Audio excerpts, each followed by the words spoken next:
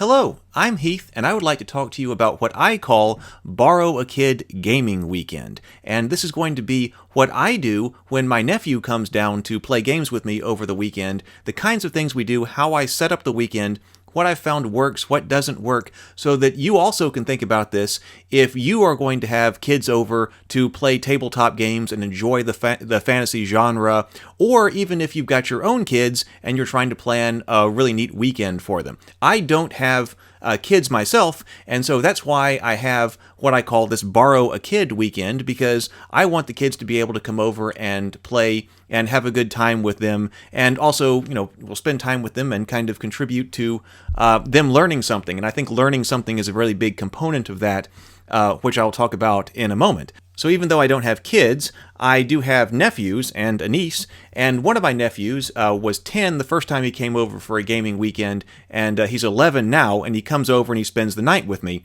on like a Friday night, and then we try to get into fantasy and tabletop games and just enjoy ourselves with this particular genre.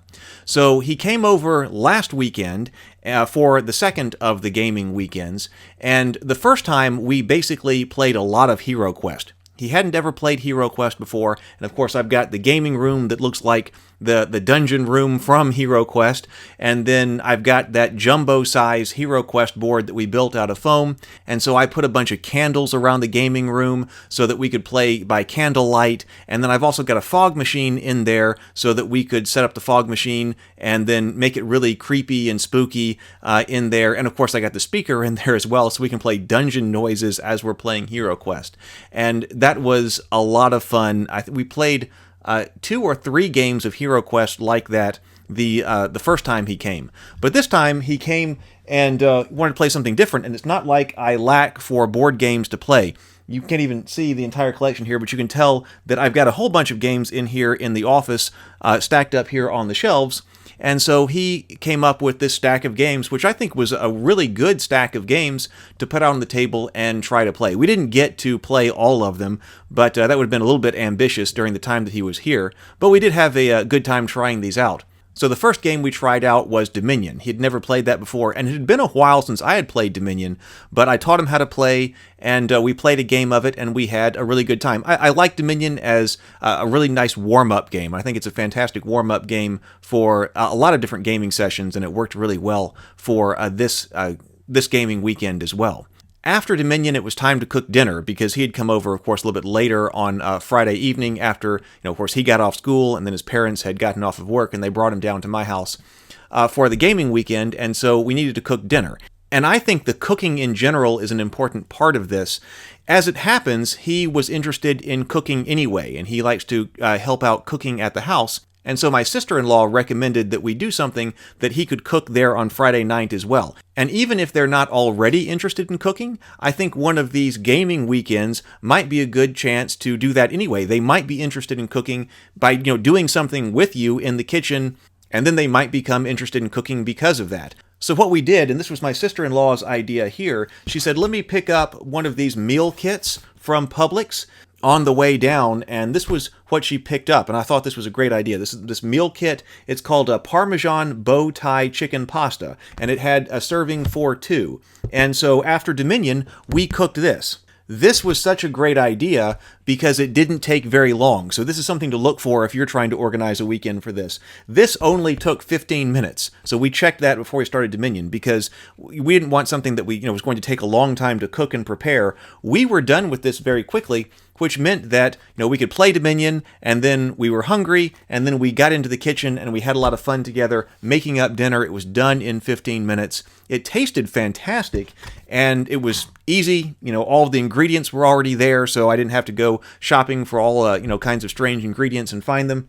It was the perfect level of complexity, not too easy, not too difficult to be able to engage with and facilitate cooking skills and all of that. He had also just read The Hobbit. Actually, it's a tradition in my family that you get The Hobbit read to you before you're really old enough to read it yourself. Now, in his case, he accidentally kind of skipped the have The Hobbit read to you stage, but I did kind of introduce him to that because I took The Hobbit with us when I took him to space camp over the summer. And, we were overnight at space camp, and so I said, you know what? This book, The Hobbit, I think you will like it. we have a tradition in the family where you get read The Hobbit before you can read it, but you're old enough to actually just read this book. But still, what I'll do is I'll read you the first chapter in order to, have that part of the family tradition. And so I read him the first chapter one evening while we were at space camp, and then he picked up the rest of The Hobbit after he was done with another book that he was reading and went through The Hobbit. And so, of course, it's also a tradition in the family that you've got to read these books before you're able to go on to the movies, especially The Hobbit, because, I'm not a huge fan of what happened with The Hobbit. I'm a huge fan of the Lord of the Rings movies, not quite so The Hobbit, but nonetheless, he had gone through The Hobbit and he wanted to be able to watch the movies. And so I thought that was a great thing to do while we ate dinner. And so we turned on the Hobbit movie, and of course, we didn't have time to go through it all. But if you're going to watch part of the movie, then, The Unexpected Party, the very first part of The Hobbit, is a really good part to watch. And so we sat there, turned down the lights, dimmed the lights, turned the light bulbs to orange and things like that on a real low level in the living room. And then we watched The Hobbit while we ate dinner. After dinner, he surprised me by saying that he wanted to play Dungeons & Dragons, that he had never played that. His parents don't play Dungeons & Dragons, they don't do role-playing games, but they had told him that if he did want to try something like that, then I'm the one to go and talk to. And so I hadn't even thought about running a Dungeons & Dragons game over the weekend, but he said that's what he wanted to do, and so I said, okay, that'll be great, let's do it then. So we had that Essentials kit. Well, I've got the starter set and the Essentials kit, but I really like the Essentials kit, and I said, all right, well, let's dive into it. I think we could talk a lot more about how do you introduce a kid to Dungeons & Dragons or role-playing at 10 or 11 or maybe even a little bit younger. What exactly do you do? Because I hadn't thought about it. So I was just going in and shooting at the hip, but I was like, I can do this, especially since I've got the Essentials kit, and I had actually run some adventures from the Essentials kit before. It had been a long time, but I was at least superficially familiar with them, and we were able to jump right in. Of course, we didn't, that was part of the key, though, I think, to introduce him to it, and in order to enjoy it, I wanted him to be fighting goblins like as fast as he possibly could. I didn't want to go through character generation or anything like that. I handed him the pre-generated characters from the different box sets, and I said, pick which one you want. He went with a dwarven cleric. I said, okay, come up with a name for your dwarven cleric. And he said, how about tuberculosis? And I said, tuberculosis, the dwarf? And he said, yeah, I think that's a disease, but it does kind of sound like a dwarf name. And I was like, it kind of does. So tuberculosis the dwarf it is. So he played, his first D&D character was tuberculosis the dwarven cleric. And so I got tuberculosis fighting goblins as fast as I could. I had him pick his spells. I went over the character sheet a little bit, and then I said, all right, let's get started. And, he shows up in Phandalin, and he picks an adventure, and then he starts going off on the adventure, and a goblin attacks. And so he got to take out his first goblin, 10 minutes after the game had started. And so I think that's key. Don't go through character generation. Don't go through elaborate discussions of towns and villages and all of that. Get somebody like that to the action, which I think is good advice no matter the age. But anyway, get them to the action, and that's what happened. And after he killed his first goblin, he was hooked. So we got into that, and we played one of the adventures from the Essentials kit, and had really such a fantastic time. I set up, the Game Master screen. We got out the candles. We got out the fog machine. So it was dim in there. It was hazy. Because we had just watched The Hobbit, I had the speaker playing the Hobbit soundtrack. We had a fantastic atmosphere for playing a one-player, one dungeon master adventure in Dungeons & Dragons, and that was really great. So after our Dungeons & Dragons adventure, it was time for bed, so I set him up in the living room to sleep, and then the next morning we got up and we made breakfast. Now, actually making breakfast for him the first time is one of my favorite memories, because it was such a chill kind of time. I was in the kitchen, I was cooking bacon and eggs and also biscuits, and he was sitting in the living room, and you can just see the living room from the kitchen, so there's no walls. You can just look back and forth. And he was in the kitchen, and he had Netflix on, and he was watching The Floor is Lava. And, of course, I had never seen that before, but it was just kind of a fun TV show to watch while I sat there and I cooked in the kitchen, and I talked to him, and it was a really great experience. Now, this time, because he was more interested in cooking, he wanted to help cook. And so that was another great, sharing time. I think that the cooking of the meals together is a really important part of this. So I taught him about cooking the bacon and the eggs and also the biscuits. And importantly, he learned to never pour bacon grease down the drain. He was about to do that, and I stopped him, and so that's an important learning experience as well.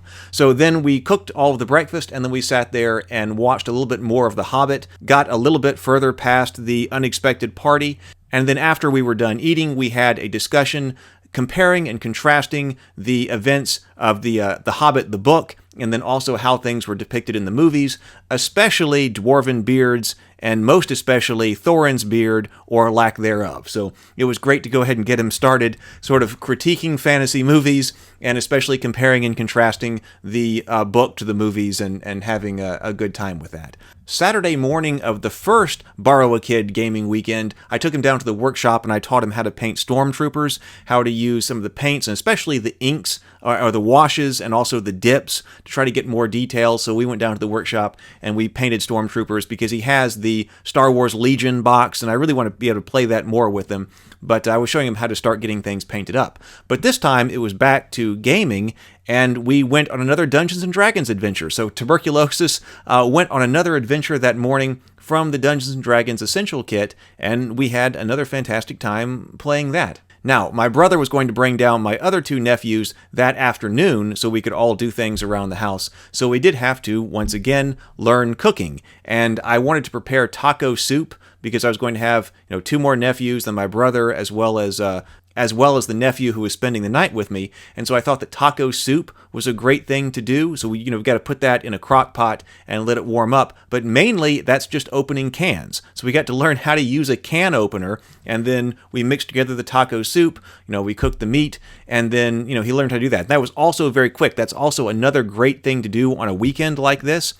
Especially, for this, but even if you're having other people over, being able to set up a crock pot of something like taco soup and then having it ready and it's just sitting there warm so that whenever there's a reasonable break for lunch, you can just stop, it's warmed up, and you don't have to do anything else. You can just spoon it out and have lunch or dinner or whatever it is.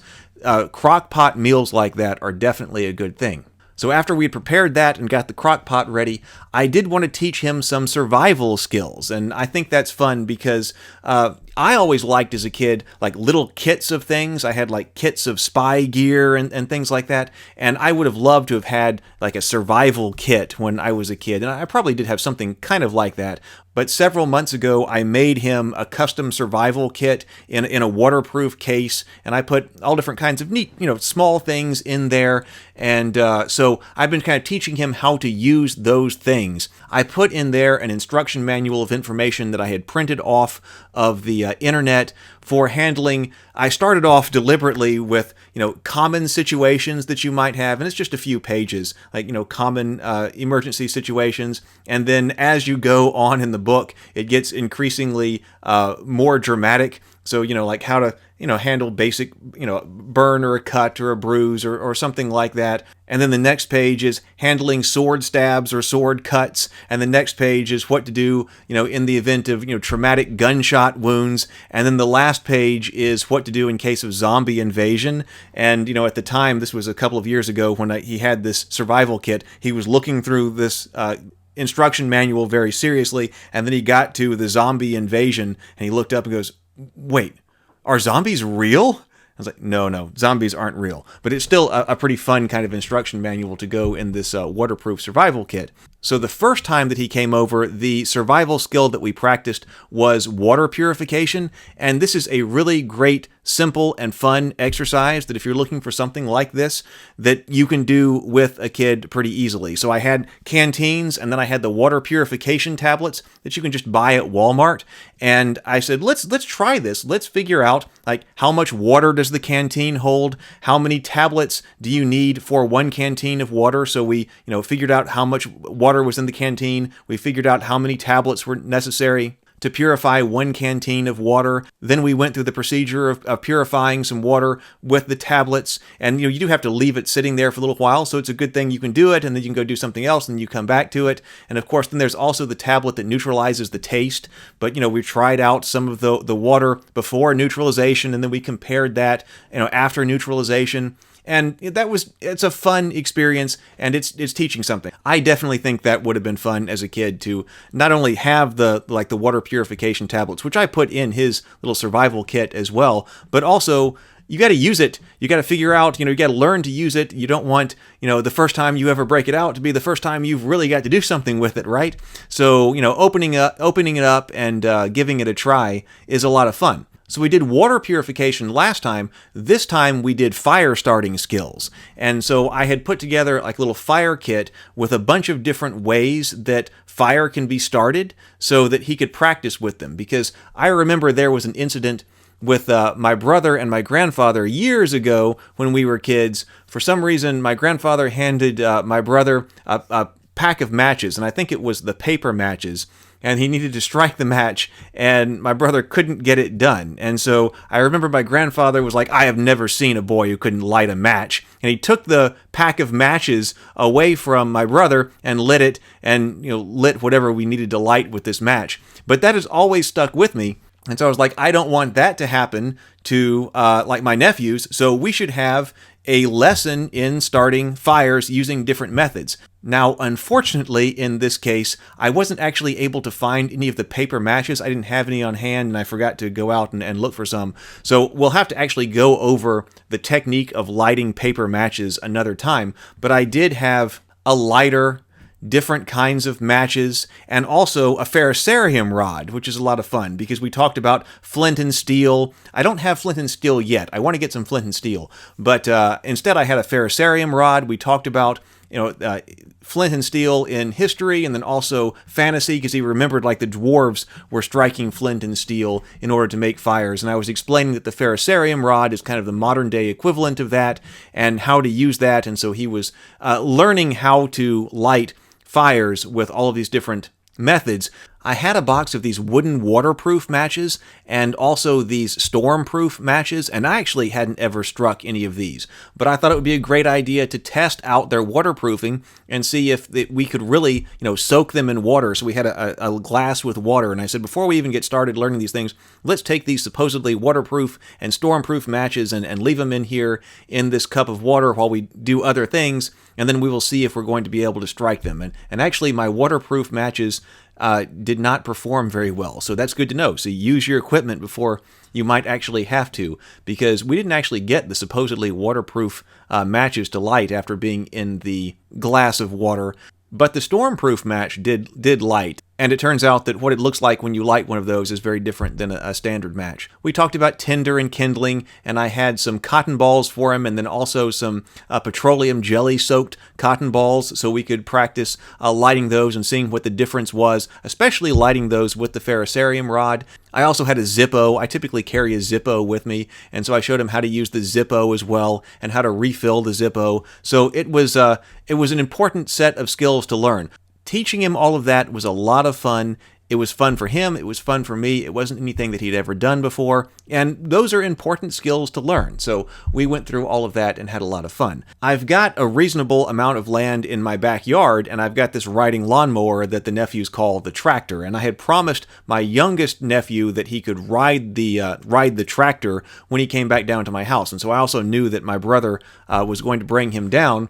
And so then we had to go outside, and I was going to show him how to prep the tractor, the riding lawnmower, and show him how to inflate the tires on it, and so use an air compressor and then hook up an air hose through an air chuck. Of course, he had never done that before, so I taught him how to use an air chuck and then how to inflate the tires, because I've got a tire that deflates on the thing. So we wanted to air up the tires, and then I taught him how to ride a riding lawnmower, and we put it in position for his brother to come down later that afternoon. So in all of those cases, new experiences, learning coupled with gaming and fantasy, and I think it's just fantastic. So then we went back in and we played another game of Dominion until my brother showed up with the other two nephews. And they are just all over the house. They come down here and, they're looking around the office. They're looking around the gaming room. They remembered that down in my workshop from last time, this just must be, something in their mind they remembered. I had these Star Wars blasters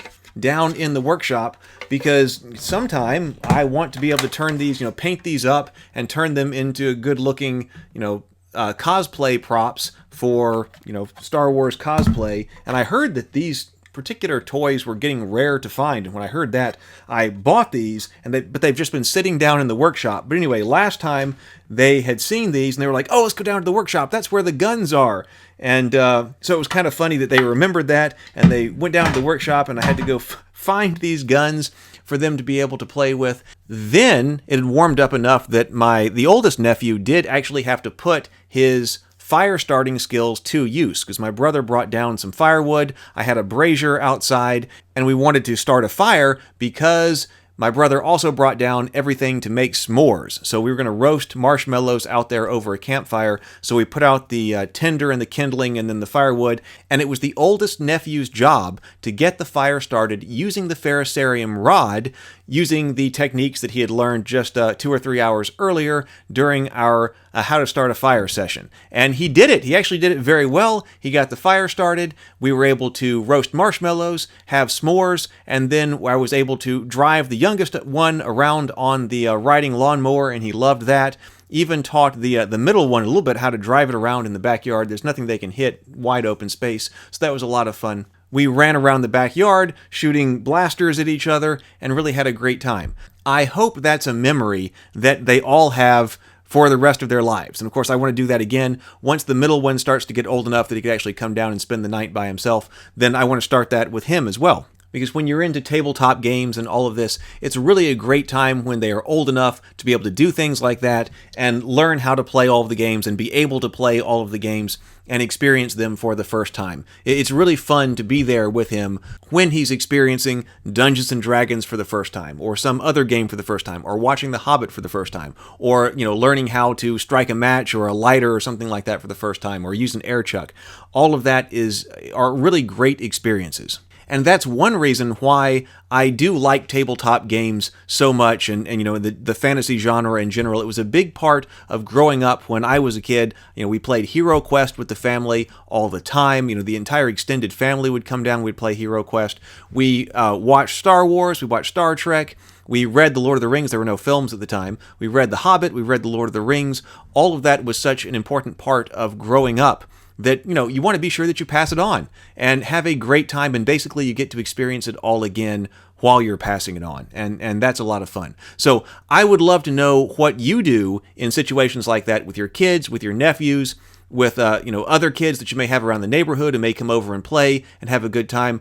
Do you have recommendations for what works, what doesn't work? I would love to hear those. Please put those in the comments section, because all of this can be such a positive influence on kids as they're growing up, and they'll take it with them for the rest of their lives, as I have, and I know so many of you have. So maybe this video and all the comment section can be an important resource for people who are looking for ideas for their own kind of weekend like this. I really appreciate your being here with me as I've talked about all of this, because I think it is a really important topic, and I hope that I've given you ideas to be able to go and do something like this with other children in your family or friends, or otherwise children you've got in your life that you want to have a positive impact on.